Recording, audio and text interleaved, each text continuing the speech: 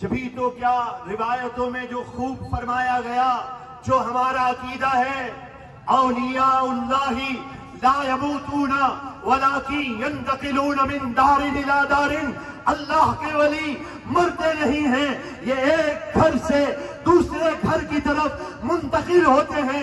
علامہ اقبال نے کیا کہا؟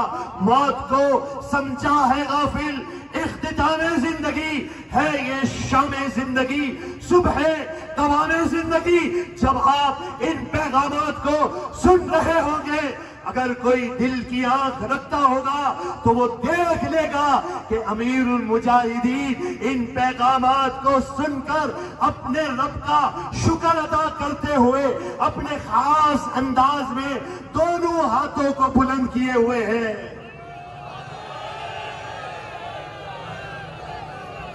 اللہ